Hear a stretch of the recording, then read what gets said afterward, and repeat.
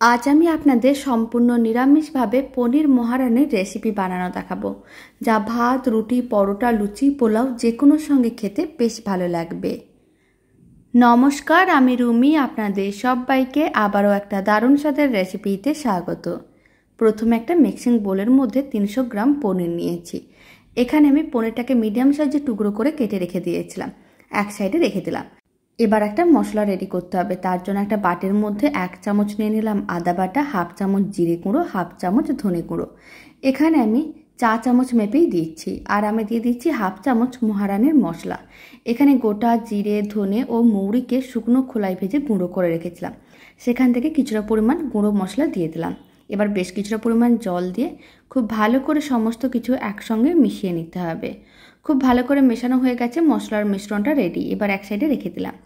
এখন একটা মিক্সির জারের মধ্যে 14-15টার মতন আমি দিয়ে দিলাম কাজু বাদাম আর 2টো কাঁচা লঙ্কা।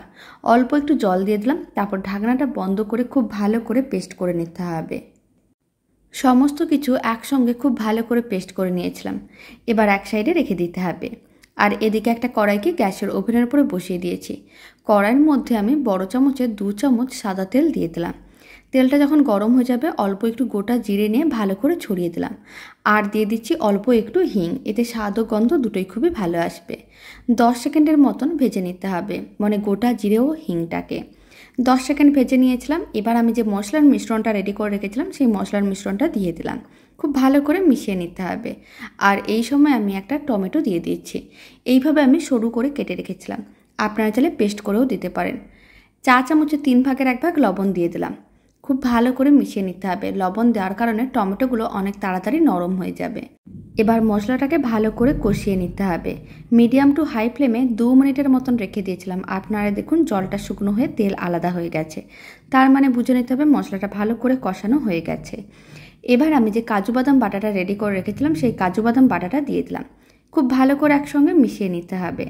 আর যখন খুব ভালো করে মেশানো হয়ে যাবে, তখন যে পনিরের টুকরোগুলো কেটে রেখেছিলাম সেগুলো দিয়ে দিয়েছি।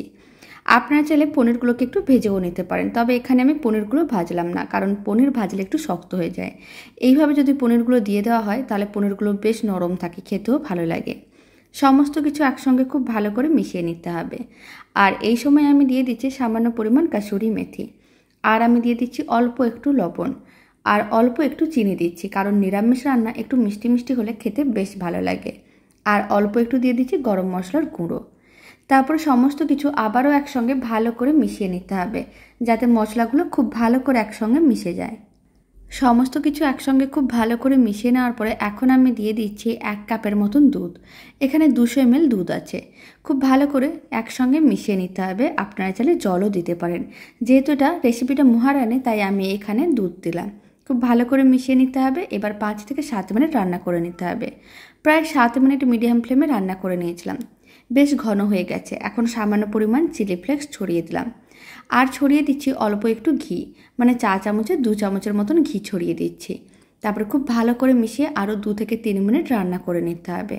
তাহলে গ্রেভিটা আর একটু ঘন হয়ে যাবে আর দেখতেও ভালো লাগবে। 3 মিনিট আরও রান্না করে নিয়েছিলাম। রেসিপিটা একেবারেই রেডি। এবার ফ্লেমটা অফ করে দিতে হবে।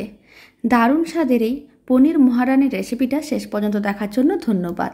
ভালো লেগে থাকলে আপনারা যদি ফেসবুক থেকে রেসিপিটা দেখছেন, পেজটিকে ফলো করে নেওয়ার অনুরোধ রইল। আর ইউটিউব থেকে দেখলে চ্যানেলটি সাবস্ক্রাইব করে নেওয়ার অনুরোধ রইল। তো চলুন, ভিডিওটা আমি এখানে শেষ করছি। আপনারা সবাই ভালো থাকবেন, সুস্থ থাকবেন। আপনাদের সঙ্গে আবার নতুন রেসিপি নিয়ে দেখা হচ্ছে।